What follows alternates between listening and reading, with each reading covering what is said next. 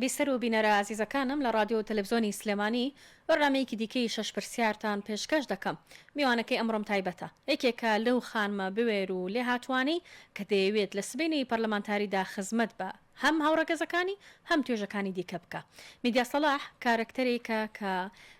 بەر لە هەڵبژاردننیش ئەزمموی جوانی هەیە و ئەمڕۆ لەگەڵی گفتوگۆی شەش پرسیار دەکەم. ژمارەکەی لە ڕیزبەندی زنجیرەی کاندیدانی لیستی ١٩ پارتی دموکراتی کوردستان 48. ئەویش دەیەوێت دروشمەکانی پارتی سەربخاو لە پاڵیشیدا دەیەوێت خزمەت بە دەنگدەرام بکە. لە بەرنامی شەش پرسیاری ئەمڕۆ میوانی من و ئێوە دەبێت. میدیاخان زۆر بەخێر بێ. سڵاو لە بینەران و بیسەرانی دەنگی ڕادیۆی سلێمانی. زۆر زۆر بەخێر زۆر سپاس بۆ جەنابان بۆم دەرفەتەی کە بەێمەتان بەخش. بەخێر بێ میدیاخان. ئەم ماوەیە دەنگدەر زۆر دەبینن و لەوانەیە ئەرکتان کەمێک قورس بێ بەپێی ئەوەی هەندێک ئەزممویان لەگەڵ پەرلەمانتارانی پێشوو هەیە. زۆرترین گلەی بەرلەی بچمەنەوە شەش پرسیارەکەم زۆرترین شت کە تێبینی لای دەنگدەر پێتان دەڵێن چی؟ مەسەلەن هیوایەک هەیە بۆ ئێوە بیخوازن کە بڵێن توا ئێوەش وەک ئەوانەی ترمە بن لەم شتەیە؟ بەدڵنیای ئەوەی لە مانگەی بانگەشەیە ئێمە دەستمان پێ کردووە سەردانی زۆرێک لە چین و توێژەکانمان کردووە بە دڵنیایی هەریەکێ لەو بینەر وەرگرانی ئێمە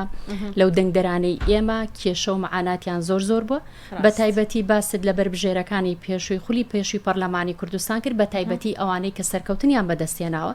گلەیەوان هەبوو کە ژمارەی مۆبایلەکانیان داخستووە جارێکی کە نەگەڕاونەتەوە ناو جەماوەر بە دەنگی جەماوەر چوونەتە نێو هۆڕی پەرلەمانی کوردستان بەڵام لە هیچ کەسێکیان نەپرسیوەتەوە. کەواتە ئەوە گلەیە دووبارەکەی بەردەوامی دەنگدەرە کە ڕوبەڕوو ڕۆژانە ئێوە دەبینن بە دڵنیایی ئەوەی باش. میدیاخان دوو بۆکس لە بەردەمی جەنابتە بۆکسێکیان بەتاڵە بۆکسێکیان پڕێتی لە کارتی پرسیار. پرسیارەکان هی دەنگدەرن پرسیاری خەڵکن حەز دەکەن گوێیان لە وەڵامەکانیان بێ بۆ هەر پرسیارێکە ڕای دەکێشی دەیخوێنی تۆ بە دەنگی خۆت وەڵامی دەدەیت و گفتوگۆی دەکەین ئەنجا دەیخیتە بۆکسە بەتاڵەکە بۆی دووبارە نەبێتەوە بە دڵی خۆت پرسیارەکان لە کێ ڕادەکێشیت لە چەنەمەوە دەست پێ دەکەی هیچ کێشەنی بەڵام ئێمە شەش پرسیار وەڵام دەدەینەوە. هەر پرسیارێکت ڕاکێشا بە دڵت نەبوو هەستت کرد وەڵامەکەی ناتەوێ بیدەیتەوە دەتوانی پرسیاری دواتر ڕابکێشی. دەست پێ بکەیت فەرمۆ پرسیاری یەکەمان بە ڕابکێشە لەناو ئەو کارتانە وەوەکوتم کاندیدی ژمارە 48 میوانی ئەمڕۆی شەش پرسیارە. پرسیاری یەکەم کام گرفتی شارەکەت نیگەرانی کردی؟ میدیاخان خۆ دەزانی لەم سنوورە گرفتی خزمەتگوزاری و بێبەشی هاوڵاتیان لە کۆمەڵێک ڕۆوە هەیە بەڵام کامیان زۆر گرنگە بۆ تۆ؟ ئەوەی بەلای منەوە زۆر گرنگ بێ لەم ڕۆیە بۆ هەموو شارەکانی کوردستان بەبێ جیاوازی گرنگ سنووری سلێمانیش بە تایبەتی کۆچی گەنجانە کۆچی گەنجانە لە بەرەوە لەم سنوورە بە تایبەتی ئەو گرفتەیە کە نیگەرانی کردوون گرفتێکە نیگەرانی کردبن ئێمە ئینتیمای نیشتیمانی لە لای زۆربەی لاوانمان کەس بووە من تەمەناکەم بتوانین ئینتیمای نیشتیمانی بەرزترکەینەوە لە شاری سلێمانی و دەوروبەری بەنسبەت گەنجانەوە چونکە بیرمان نەچێ حزبێکی سیاسی هەیە کە لە پشتی ئەمەوەی وای لە گەچکردو ئینتیمای سیاسی لەم وڵاتەیان نەمێت و هەندەران ئەو بابەتە یان ئەو گرفتە زۆر بەرکەوتنتان هەبوو لەگەڵی کاتێک چوونە لای دەنگدەران هەستەکەن ئەو بابەتە زەقە لێرە باش پرسیاری دۆمیشمان بۆ ڕابکێشیت بۆی بۆمان بخوێنیتەوە و گفتوگۆی بکەین پێکەوە. چۆن پاداشتی دەنگدەرانت دەدەیتەوە؟ ئەوە ڕەنگە پرسیاری زۆربەی دەنگدەرەکانی تۆش بێ مەسەلەن دواتر ئەو قەرزی دەنگدانە چۆن دەدەیتەوە؟ من هیواخوازم بەو پێی کە چوومەتە نێو سەرجەم ماڵەکان چوومەتە شار و شارۆچکەکانی کوردستان خەڵکی زۆرتان بینیوە زۆرمان بینیوە لە چینی و توێژەکان بینیوان تابیانە لاوانە ئافرەتانە و کەمەندامانە بینیومانە من هەمیشە ئەیڵێم هەمیشە لەوێ ژووتومە و لێرش لەم ئێزگە جوانگەی ئێوەش دووبارەیەکەمەوە دەڵێم من یەکێکە بم لەو بربژێرانەی کە هەمیشە لە نێو بەدەنگی جەماوەر ئەگەر هات و چوومە نێو هۆڵی پەرلەمان نەژمارە مۆبایلەکەمە گۆڕم نە لە خۆمە گۆڕم هیوادارم هاوکارێکی باش بم لەگەڵ ئەو چین و توێژانەی کە پێویستیان بە منە من پەرلەمان ناتوانم بڵێم پەرلەمان زۆر ئیشی من زۆر شت نییە لە نێو هۆڵی پەرلەمانە سنوورەکە دیاری کراوە بەڵێ ئەوەی لەسەر شانی منە هاوکاریکردنی ئەو چین و توێژانەیە کە بتوانم وەک ئێستا چۆن بە کردار و ڕفتار لەگەڵیانم ڕۆژیش بە هەمان کردار و ڕفتار لەگەڵیاندا هەر خاکی و سادەیەکەت لەگەڵیان بەردەوامە بێ. پرسیاری سێمیشمان بۆ ڕابکێشیت بۆ ئەوی بزانین دەنگدەر حەز دەکا گوێی لە چی بێ؟ یەکەم هەنگاوت بۆ کام توێژە بێت. ئەمە گرنگە بۆم دەزانم لە خەمی زۆر خەڵک دەبێ بەڵام یەکەم هەنگاوت وای دانی یەکەم پرۆژه یاسا حازرە بۆ ئەوی ئیشی لەسەرکەی دەتەوێت بۆ کام توێژکار ئەو پرۆژانە زۆرن ئەو هەنگاوانە زۆرن کە من کاری لەسەر بۆ نمونە ئەگەر باز لە ڕابردوو شوکەین چی کراوە بۆ نمونە کە سوکاری شەیدانە قوتابیانە لاوانە کرێنشینانە ئەمانە کراوە بەڵام بۆ تۆ وەک بەربژێرێک یەکەمین کێ دەبێت لاوان هەست دەکەی و فەراغە زۆرە هەست دەکەم ئەو فەراغە زۆرە لە نێو هەرێمی کوردستانە بۆ لاوان چونکە کۆمەڵێکمان هەیە ئێمە قوتابی بوون دەرچووی زانکۆ پەیمانگاکانن دانەمەزراون بێ ئیش و بێکارن وان لێ هاتووە چاوەڕی دەستی خانەوادەکانیانەکەن بژێوی ژیانیان دابینکە من پێم خۆشە یەکەم توێش لە ئەوانەوە دەست پێ بکەم زۆر باش پێشنیازکردن بێت تەبعانەگە پێ پێشنیازکردن بێت بۆ توێژی لاوان بە هەر پرۆژەیەک لە پرۆژەکان کە خزمەت بە لاوانی کوردستان بکە دەستخۆش پرسیاری چوارەممان بۆ ڕاکێشە و هیوادارم دەنگێکی ڕاستەقینەی لاوەکانمان بی لە ناو پەرلەمانی کوردستان کاندیدەکەم ژمارە 48 لە ڕێزبەندیەکانی ناو بربژێرەکەی یان بربژێرەکانی لیستی 190 پەیامت بۆ ئەوانەی هێشتا دڵنیانی بەشداری دەنگدان دەبنیانە ئەوە گرنگە کۆمەڵێک خەڵک هەیە لەم پارێزگایە یان کۆمەڵک هاونیشتیمانی بێتاقەت بوون لەو جۆرە حکومڕانیە ناڕێکەی لەم هاوکێشەی ئێرە دەگوزارێ ڕەنگە بڕیاریان نەدابێ پەیامی تۆ بۆ ئەوان زۆرن لەوانی کە بڕیاریان نەداوە باش ئێمە ئەوەی کە هەبووە گفتوگۆیەکی چڕ و پڕمان لەگەڵا کردوون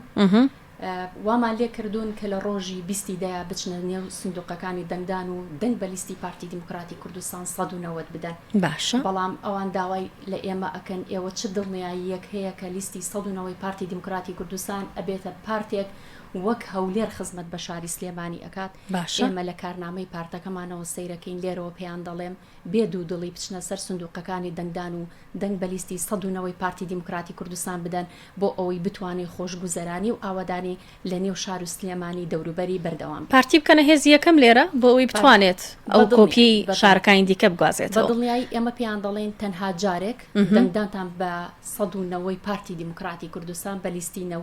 190 خۆتان تاقی بکەنەوە لە ناویشیاندا 48 لە ناویشیاندا تەواان 48 ئێمە ناڵێن لە سلێمانیە پارتی سلێمانی وەلاوە ناوە نەخێر پارتی هەمیشە هەموو پارێزگاکانی بە ماڵی خۆی زانیوە بەڵام ڕەنگە ڕێگریەکە بۆ بێکە نەیتوانیوە لەم سنوورە خزمەت بە جەماوەری سلێمانی لەبەری ئیداری ئێرە بە تەواوی لە لای پارتی نەبووە حکومڕانیەکەی ئێمە تەمە ناکەین لەم بربژێرەیە لەم هەڵبژاردنەیە ببورن ئێمە داوا ئەەکەین کە سەرجەم هاوڵاتیان بەرەو سندوقەکانی دەنگدان بچن ئەوانەشی کە نەیارمانن بۆ تەنها جارێک تاقیمان بکەن دەستخۆش ئەگەر گلەیان هەیە دەتوانن بە گلەیەکانیان بکەن بەدەنگ کاتە پرسیاری چوارەممان بۆ ڕابکێشیت بزانین بۆ پرسیاری چوارەم پێمان دەڵێ چی دەتەوێت کام نادادی نەهێڵێت یەک نادادیم پێ بڵێ کە هەستەکەی لێرە زۆر بەشچاوە زۆر دەرکەوتووە یەکێکە لەو نادادیانی هاونیشتیمانی لی بێزارە مەبەستم سنووری باز نەکەی زیاتر کۆمەڵێک گەن لاومان هەیە داهێنانی زۆر جوانیان هەیە باشە داهێنانی زۆر جوانیان هەیە و کەسانی تریشمان هەیە داهێنانی زۆر جوانیان هەیە باش هیوادارم بەبێ ئینتیمای سیاسی کار بۆ ئەو لاوانە بکرێت بتوانن کار و پرۆژەکانیان داهێنەرەکانیان بەردەوام بن لەم سنوورە کەواتە نەک بۆ لاوانمان ئەتوانین بڵێن هەندێک لە قوتابیانیشمان هەیە داهێنانیش زۆر جوانیان پێ کاری پرۆژە و جوانیان پێ هیوادارین جویان لێ بگیرێت لە هەر لایەنێکی سیاسی بێت بتوانن کار و خزمەت بە وڵاتە بکەن لاوانی ئەم دەڤەرە سزادراون بەهۆی ئەوەی کە ئینتیمایان بۆ پارتێک هەیە وەکو پێویست ڕەنگە لە هەندێک جێگە ئەویان بەرامبەر باش پرسیاری پێنجەمیشمان بۆ ڕابکێشیت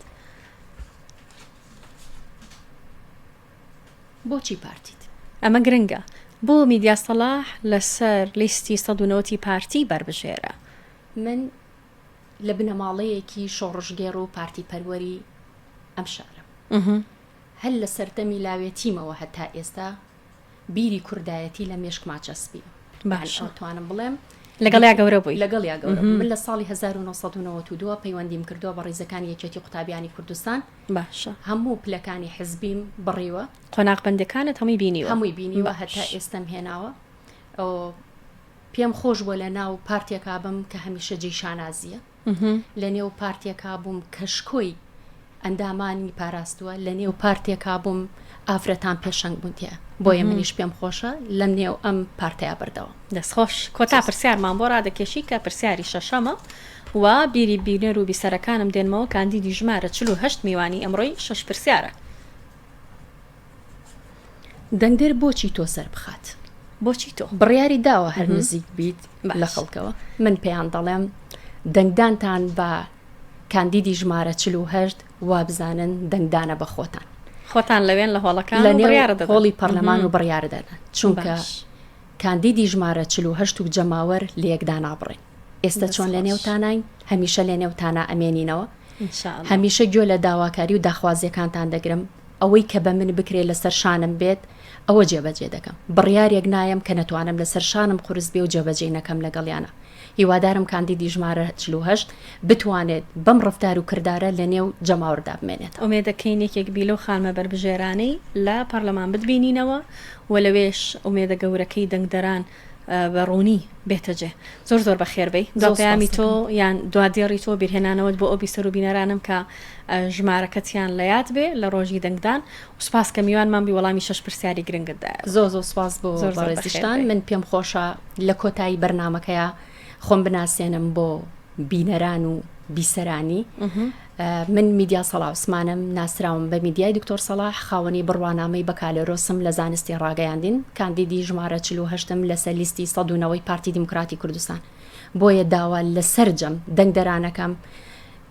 بە دڵنیایان دەکەمەوە کە لە ڕۆژی 20 دەیە بە جۆش و خڕۆشەوە لەسەر لە بەیانی زووا بچن بەرەو سندوقەکانی دەنگدان و هەموو سندوقەکان پڕکەن لە لیستی 109ەوەی پارتی دیموکرات و کوردستان و بربژێرەکانیە لە نێویشیانە بەربژێری ژمارە 48 زرد بکاتەوە سندوقەکان انشاءالله زۆر بەخێر بێ میدیاخان انشاءالله دەنگی ڕاستەقینی هەمومان دەبی و لە ناویشیان میدیاکاران لەبەرەوەی کە پسپۆڕیەکەت زۆرتر خزمەت دەکا بۆ توێژەش هیوادارم سەرکەوتوو بێکێک بێ لە بربژێرە سەرکەوتەکانی خۆلی شەشەمی پەرلەمانی کوردستان و کابینەی دەهەم دووبارە بەخێر بێ سپاس بۆ میوانی ئەم جاری 6 پرسیار خات و میدیا سەڵاح کاندیدی ژمارە 48 لە ڕیزبەندی بربژێرە لێ هاتوو بە ئەزمون و شارەزاکانی لیستی 109ی پارتی دیموکراتی کوردستان هەمیشە گوتومانە پارتی هەموو ئەوانی بربژێری کردوون بەڕاستی لە ناو ئازار و لە ناو قوڵایی ئەو کێشە و خەمانی خەڵکەوە هاتوونەتە دەر قۆناغەکانیان هەمووی بە پێی پێویست بەڕێوە نەهاتوونەتە سەر بابەتێکی ئامادەکراو هیوادارم دەنگتان بۆ کاندیدەکانی پارتی بێ و لیستی 109تان بیر نەچێت لەسەر سندوقی دەنگدان چونکە ڕۆژەکانی بانگەشە بەرەو کۆتایی دەچێت هیوادارم لیستی پارتی دیموکراتی کوردستانم جارە سلێمانی تاقیب بکەنەوە 4 ساڵ دەرفەتی بدەنێ تا بزانن لە سلێمانی دەتوانێت چیتان پێشکەش بکە سپاس بۆ هاوکارانم لە کاری جەبەجێکردنەوە نەگرتن تا 6 پرسیارێکی دیکە بەخوای گەورەتان دەسپێرم کوردستان ئاوەدان و لیستی 190 بۆ سەرکەوتنی گەورە